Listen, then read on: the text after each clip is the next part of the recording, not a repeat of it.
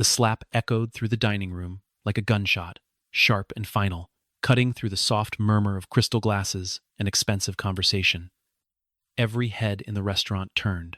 Forks hovered midair. A woman near the window pressed her hand to her mouth. And in the sudden, suffocating silence that followed, Ashley Whitmore stood with her palms still raised. Her lips curled into a smile that had been practiced in front of mirrors since childhood, the smile of a girl who had never once been told no. The woman she had struck did not cry. She did not flinch. She did not back away. She simply stood very still, the way a person stands when they have already decided how the next chapter ends. Ashley did not know it yet, but she had just made the single most catastrophic mistake of her 26 years on this earth. And the woman she had slapped was about to make one phone call that would unravel everything her father had spent 2 decades building. Maya Brooks had returned to Caldwell City on a Tuesday, which she always thought was the most honest day of the week. Not the false optimism of Monday, not the relief of Friday, just Tuesday, plain and purposeful, asking nothing of you except that you show up. She had driven in from the airport herself, declining the offer of a car service, preferring the anonymity of a rental sedan, with the windows cracked and the radio off. She liked to think when she arrived somewhere new or somewhere old. Caldwell City was both for her. She had grown up in the eastern neighborhoods, in a row house with a narrow porch, and a father who kept stacks of folders on the kitchen table long after dinner was cleared away. She had left at 18 and spent the decade that followed moving through rooms that mattered: law school in Philadelphia, a fellowship in New York, 3 years with a nonprofit oversight coalition in Washington before transitioning into independent investigative consulting. She was 28 years old. She looked younger. People often mistook that for weakness. She had long since stopped correcting them. She was not beautiful in the way that magazines described beauty, but she was striking dark skin that caught light and held it, a stillness about her face that made people feel both seen and slightly unnerved. She wore her hair natural, close-cropped, and her clothes were always clean and simple, the kind of wardrobe that communicated nothing except that she had better things to think about than what she was wearing. She drove through the city slowly, noting what had changed and what had not. The waterfront had been redeveloped. There were new hotels where the old cannery used to stand. The north side had a greenway now, lined with young trees and bicycle lanes, and banners along the lamp posts read, "Caldwell City, moving forward together," with the mayor's name printed discreetly at the bottom. Mayor Richard Whitmore. She had read everything published about him in the past 18 months. She had also read everything that had not been published, which was considerably more interesting. Richard Whitmore was 54 years old and had served as mayor of Caldwell City for 6 years. He was tall, silver-haired, and possessed of the kind of easy confidence that came not from competence, but from a lifetime of being told that he belonged wherever he stood. The press loved him. He gave good sound bites. He showed up at community events with his sleeves rolled up and his teeth gleaming, and he had perfected the art of saying very little while sounding like he was saying everything. He had been re-elected once already, winning by a margin that his campaign called historic and that independent analysts called suspicious, but ultimately unprovable. He was currently in the final stretch of his campaign for a second re-election, and the polling numbers were strong. His approval rating was 61%. His daughter's approval rating, if such a thing had been measured, would have told a very different story. Ashley Whitmore had spent her 26 years inhabiting a world that bent around her. She was her father's only child from his first marriage, and she had grown up in the shadow of his ambitions without ever being required to develop any of her own. She was conventionally attractive in a way that photographed well, which had led to a brief attempt at modeling at 20 that she now described, depending on her audience, as either a passion project or a calculated business venture. Neither was accurate. She had a gift for spending money and a talent for identifying people who could be useful to her, and she moved through Caldwell City's social landscape with the absolute assurance of someone who had never once considered the possibility that the landscape might not be designed for her. The press covered her social appearances with the obligatory warmth they extended to all political families, but off the record, the reporters who dealt with her were less charitable. She had, over the years, managed to avoid consequences for a long list of minor cruelties: a server she had screamed at in a restaurant in 2019, a parking dispute that had required a quiet phone call from City Hall to make disappear, a former friend who had attempted to go public with a story about Ashley's behavior at a charity auction, and had ultimately, inexplicably, declined to give any further interviews. These things happened. They were managed. That was the nature of being Richard Whitmore's daughter in Caldwell City. Maya had not come back to the city because of Ashley. She had come back because of a man named Gerald Holt, who had been the deputy director of the city's infrastructure procurement office for 11 years before he had been quietly reassigned to a desk position with no staff and no authority. Gerald had reached out to Maya through a mutual contact 3 months ago. He had documents. He had emails. He had, most importantly, the kind of institutional memory that could not be shredded or deleted because it lived inside a person who had been present for every meeting, every handshake, every decision that had been made in rooms where the minutes were kept deliberately vague. Maya had spent those 3 months verifying what Gerald had told her, building the file piece by piece, cross-referencing names and dates and contract numbers until the picture was undeniable. Tonight, she was meeting him at the Meridian, the most expensive restaurant in Caldwell City, which Gerald had suggested because he said it was the last place anyone would expect them to meet. She had agreed. She had also thought that it was exactly the kind of place where, if something went wrong, there would be plenty of witnesses. She parked the car 2 blocks from the restaurant and walked the rest of the way, her low heels quiet on the sidewalk. The evening air was warm and soft with the particular sweetness of late summer, and the city glittered around her in a way that was almost convincing. She pushed through the heavy glass doors of the Meridian at 7:43, gave her name to the host, and was escorted to the VIP section near the back, a quieter enclave of white tablecloths and low amber lighting, where the serious people came to have conversations that were not meant to be overheard. She sat down, ordered water, and checked her phone. Gerald was 10 minutes out. She folded her hands on the table and waited, as she had learned to do, with the patience of someone who understood that the most important moments never arrived on schedule. She did not hear Ashley Whitmore come in so much as feel the sudden shift in the room's atmosphere, the way conversations tilted and glances redirected, the particular quality of attention that attached itself to a person who had spent years commanding it. Ashley arrived with 4 companions, all of them dressed for spectacle, trailing a wake of expensive perfume and louder than necessary laughter. The host greeted her by name. She did not thank him. She surveyed the room the way a general surveys a field, assessing, categorizing, dismissing, and her eyes landed on Maya, with the particular pause of someone who has encountered something that does not fit their established categories. Maya noticed this. She returned her attention to the table. Ashley's group settled 2 tables away, which was close enough for their conversation to be an ambient presence, a tide of references and names that were meant to be heard. Ashley ordered champagne without looking at the wine list. One of her friends said something that made the others laugh, and Ashley smiled with her whole face except her eyes, which remained fixed intermittently on Maya. This was the part that Maya recognized. She had seen it before, in other rooms, in other cities. The slow consideration, the decision being made. She kept her expression neutral and her posture easy, and she did not look up, because looking up would invite engagement, and she did not want engagement. She wanted Gerald to arrive. She wanted the documents. She wanted to be done with this particular evening and back in her hotel room with a yellow legal pad and several hours of uninterrupted thought. But Ashley Whitmore had never learned to leave things alone. She made a remark, loud enough to carry, about certain people thinking they could sit anywhere.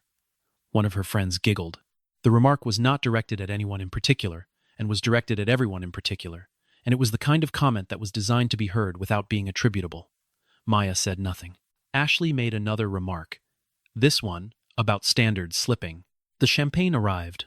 Ashley accepted her glass without acknowledgement, took a sip, and then stood. Maya heard her stand. She did not look up. Ashley crossed the distance between their tables in 4 steps, and Maya could feel the weight of the room's attention shifting, a held breath spreading outward from their corner like a wave. "Excuse me," Ashley said. Her voice was pleasant and precise, the voice of someone who had been told all her life that she was articulate. "I think you might be in the wrong section." Maya looked up then.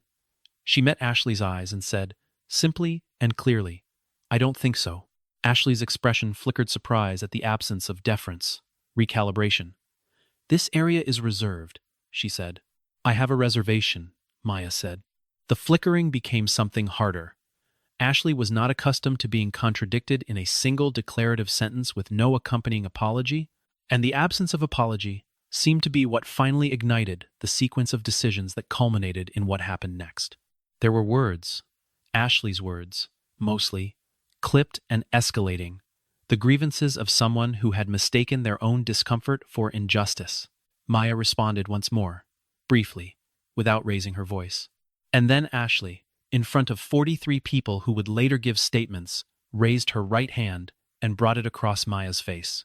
The sound it made was flat and definitive. The room went completely still.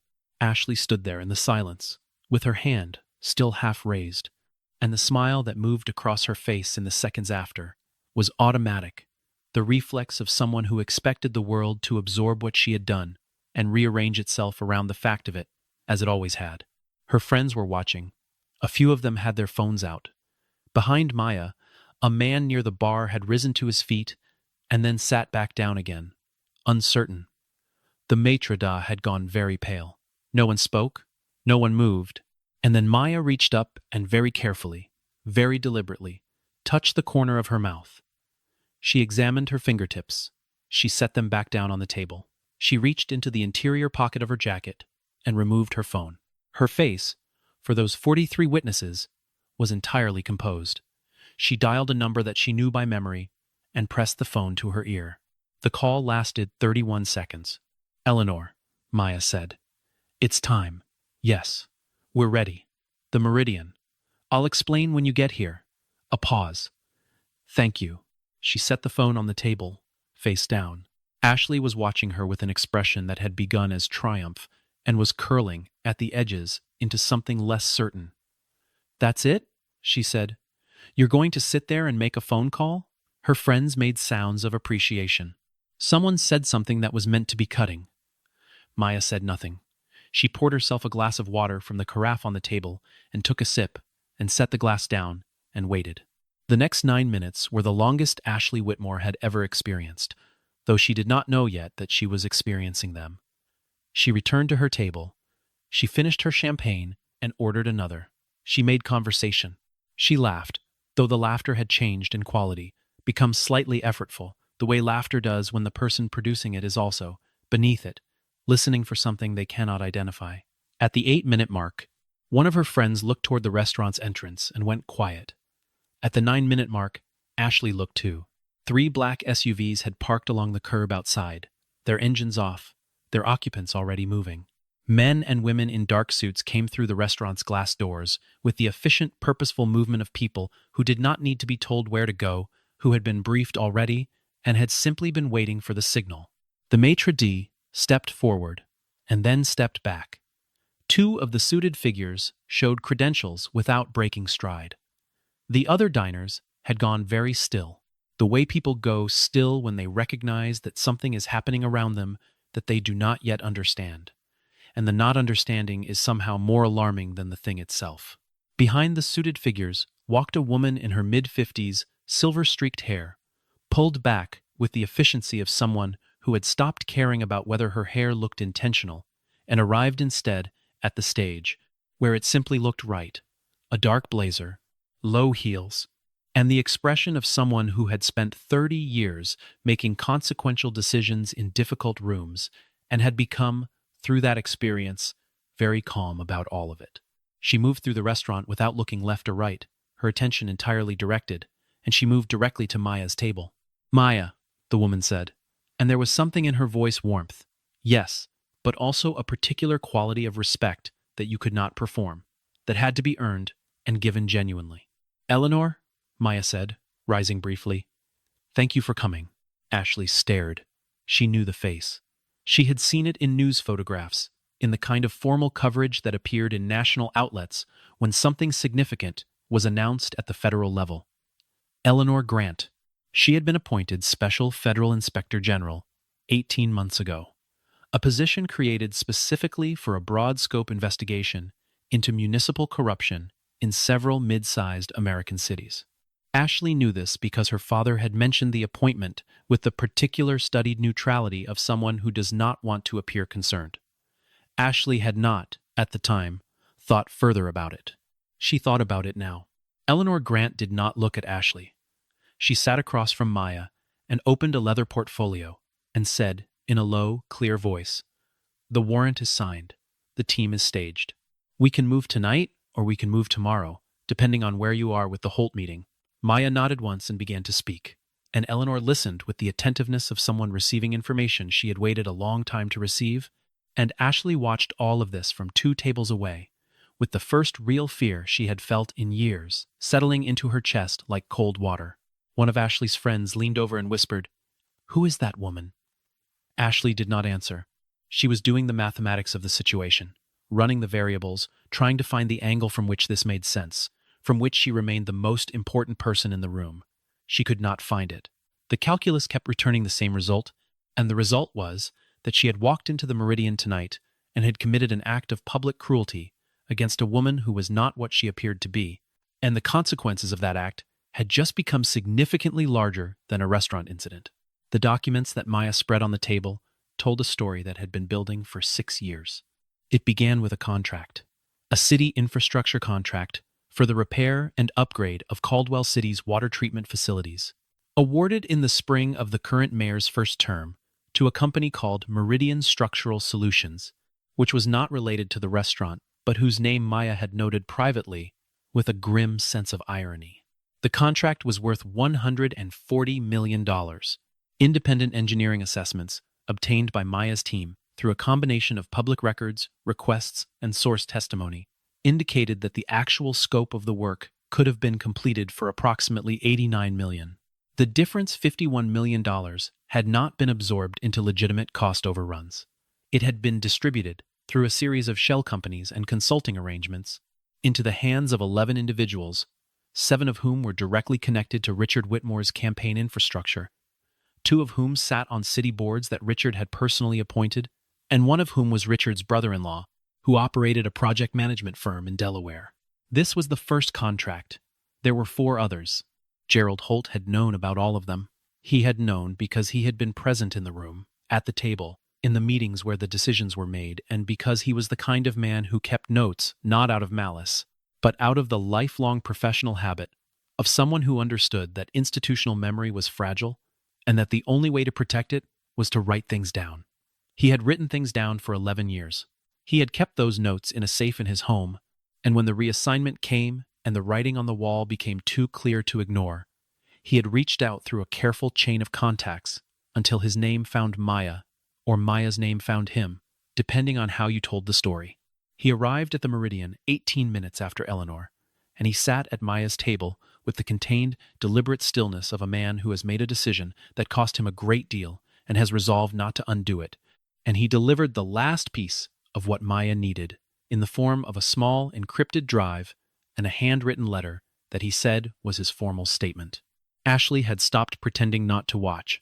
She sat rigid in her chair, her champagne untouched, as federal investigators moved quietly through the restaurant and as, outside the windows, a growing number of vehicles had gathered in the kind of unhurried, professional formation that meant something was already in motion that would not be stopped.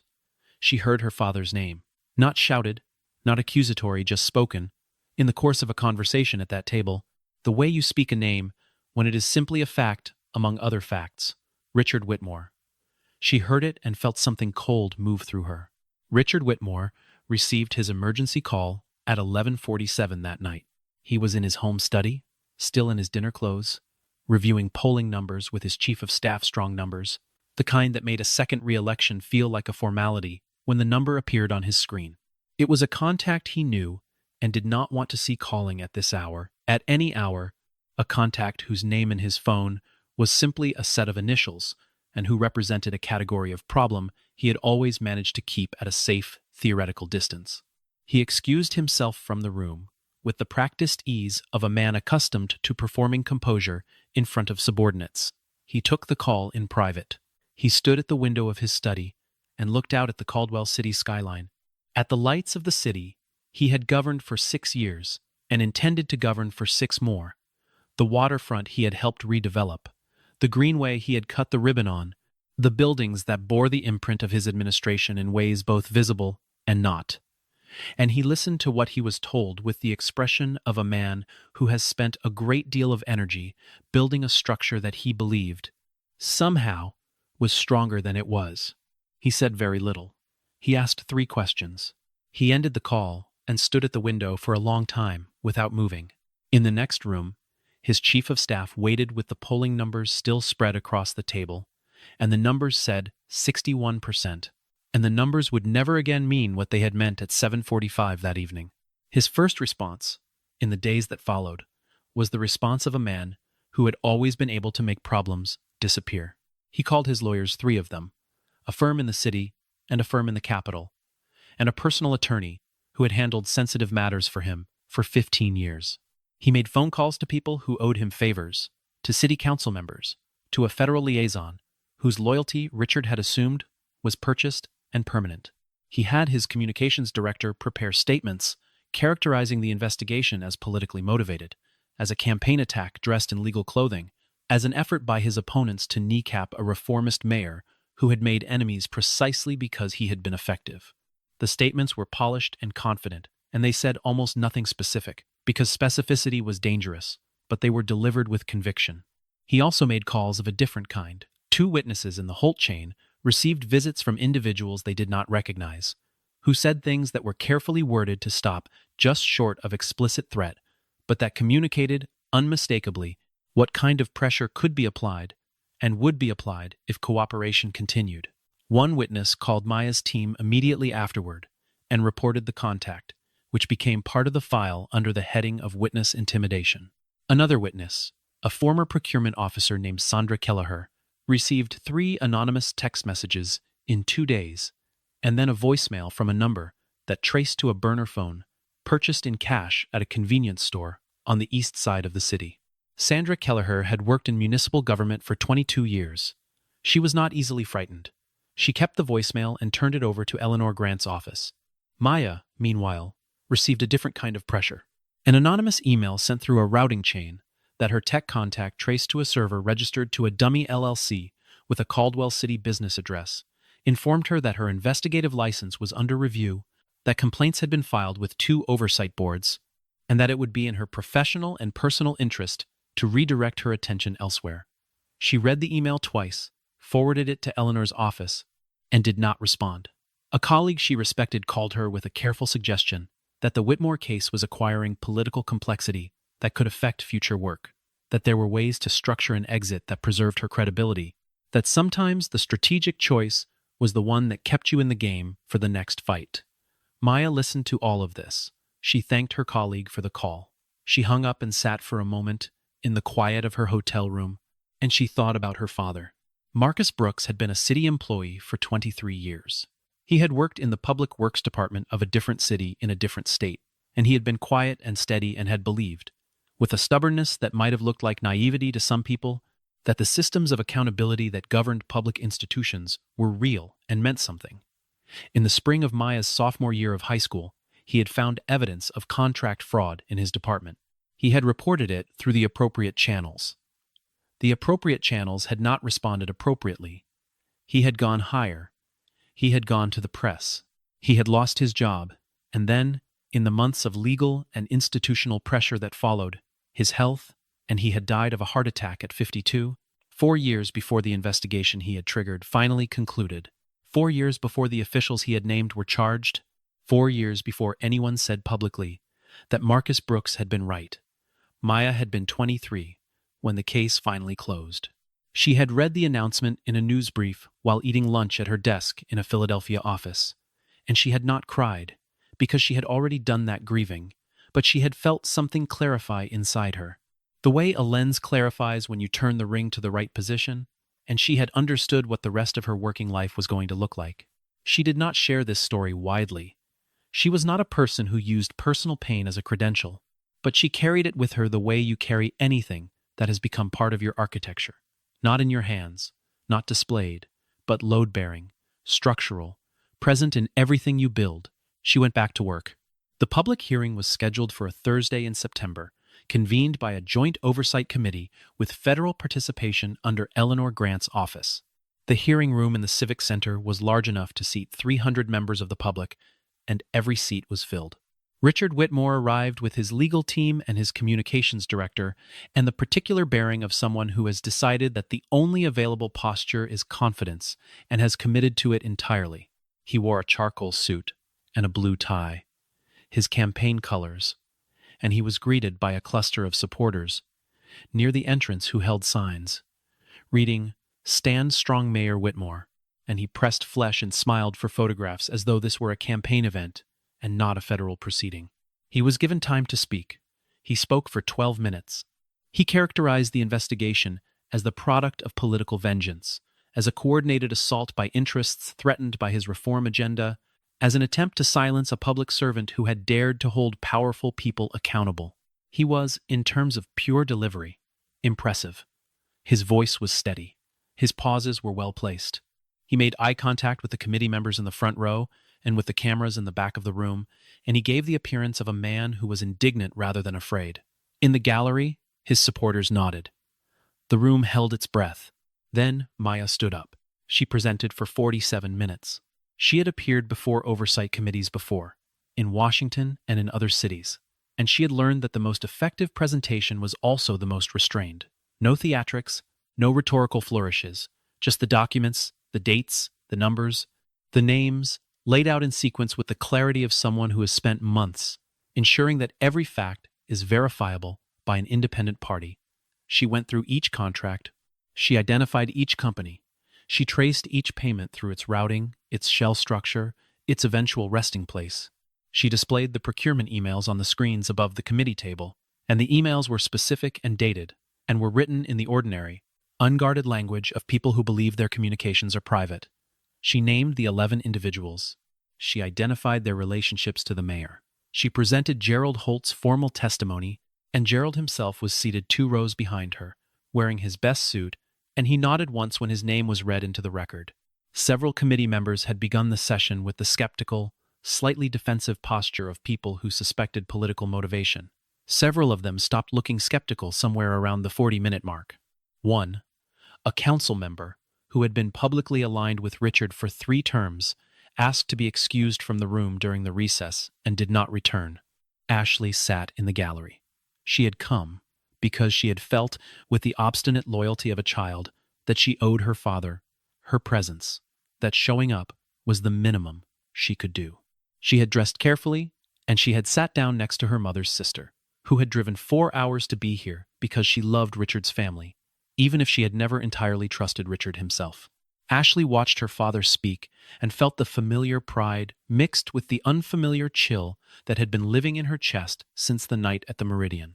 And then she watched Maya stand up, and she watched the committee members' faces change, and she watched the screens above the committee table fill with words and numbers and names, and somewhere in the second half of Maya's presentation, Ashley stopped breathing quite normally for a while. She recognized the name of her uncle's company. She had known it was involved in city contracts. Her father had mentioned it years ago as a good example of local business supporting civic growth, and she had not thought further about it, because she had not wanted to think further about it, because there were things you did not examine when you loved someone, and when your life was constructed on the foundation of their reputation. She recognized other things, too. Dates that corresponded to conversations she had half overheard, names she had seen in her father's phone, the particular shape of a kind of truth she had been successfully avoiding for a very long time. She did not cry in the hearing room. She sat very straight, and she kept her face still, and she watched everything unfold with the expression of someone witnessing an accident they cannot prevent. And when the recess was called, she walked to the nearest bathroom and ran cold water over her wrists and looked at her own face in the mirror for a long moment. She did not recognize what she saw there. That was, in retrospect, the beginning of something. The final witness had not been announced. He appeared during the afternoon session, after a brief closed consultation between Eleanor Grant and the committee chair, introduced only as a former employee of the city's executive communications office. His name was David Park. He was 34 years old, and he had worked as a recording secretary for private meetings of the mayor's senior staff for 3 years, before resigning without public explanation 14 months ago. He carried a tablet in a protective case, and when the committee chair asked him to present his evidence, he set the tablet on the witness table and connected it to the room's audio system and pressed play. What followed was 42 seconds of audio. The recording was clear ambient sound of an interior room, then voices. One voice was immediately recognizable to everyone in the room who had heard it for the past 12 minutes, because it was the same voice that had characterized this investigation as a political assault, as a vendetta, as a fabrication. Richard Whitmore's voice, in the recording, did not sound indignant. It sounded brisk and specific. It directed, in clear terms, the specific mechanism by which a contract would be awarded to a company that would then distribute funds through a prearranged schedule to a set of named parties. The instructions included a dollar amount. They included a timeline. They included a phrase, the same way we handled the Riverside account, that corresponded directly to a contract Maya had presented in the first half of her presentation. The room was very quiet when the recording ended. Richard Whitmore sat at the respondent's table and did not move for several seconds. Then he conferred briefly with his attorney. His attorney requested a recess. The recess was granted. Richard walked out of the room with his legal team arrayed around him, and he did not look at the gallery, and he did not look at his daughter. And Ashley watched him go with an expression that was very far away from the girl who had stood in the Meridian 2 weeks ago and raised her hand against a stranger. The communications director issued a statement that evening characterizing the recording as potentially doctored and promising a thorough legal response. The legal response never fully materialized. 2 of Richard's major campaign donors announced by morning that they were suspending their financial support pending the outcome of the investigation. By noon, his party's state chair had released a statement expressing concern and calling for cooperation with federal investigators. By 3 o'clock in the afternoon, 4 city council members who had been reliable allies had issued statements distancing themselves from the mayor's office. Richard's approval rating, which had been 61% before the hearing, was not measured publicly for several weeks, but internal polling conducted for the party showed that it had fallen to 23% by the end of that week. He tendered his resignation on a Monday morning in a brief written statement that his communications director read aloud at a press conference because Richard did not appear. The absence was noted. Reporters who had covered his administration for years sat in the press room with their recorders on and their notebooks open, and they listened to the communications director's voice recede into the formal language of managed retreat. And several of them wrote in their notebooks not what was said, but what was not the apology, not the acknowledgement, not the admission, none of the things that the people who had been harmed might have found meaningful. The statement cited a desire to prioritize his family and to allow the city to move forward without distraction. It did not use the word sorry. Outside the Civic Center, a small group of supporters had gathered with signs, and when the statement was read, they received it in silence. And some of them folded their signs and walked back to their cars. And some of them stayed because they did not know what else to do. And the morning moved forward around all of them regardless. Ashley lost things gradually, and then all at once, the way you lose most things that were never entirely yours. The friends who had been with her at the Meridian dispersed over the following weeks with the efficiency of people who had always been calculating and who had simply revised their calculations.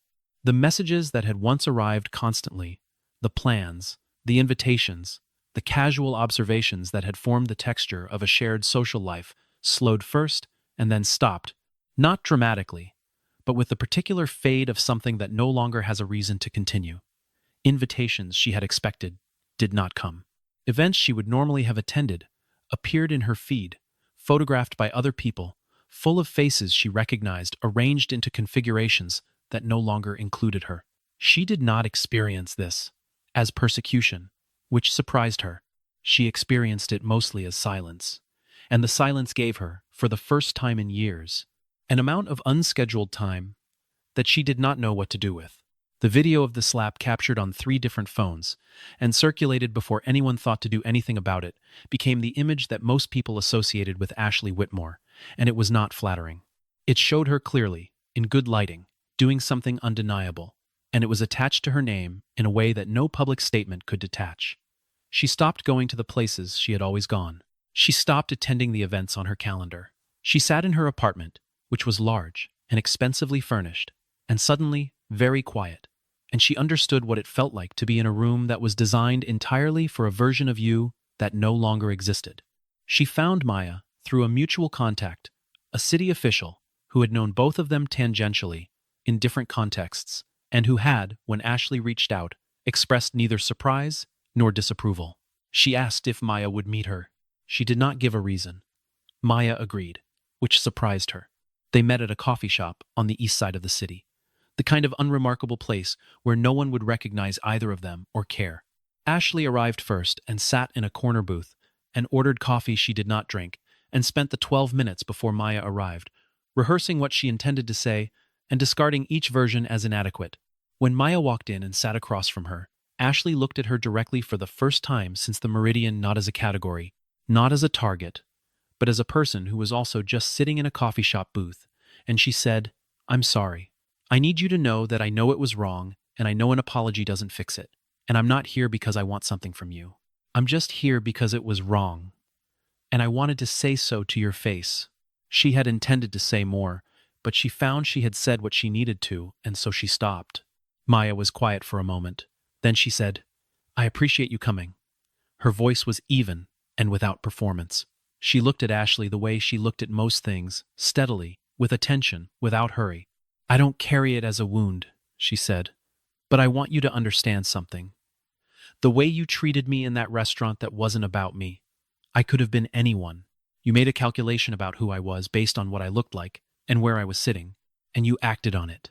That's the thing worth examining. Not what happened to your father, not what happened to you after, the moment before, why you made that calculation." Ashley looked down at her coffee. "I know," she said. "I've been thinking about it."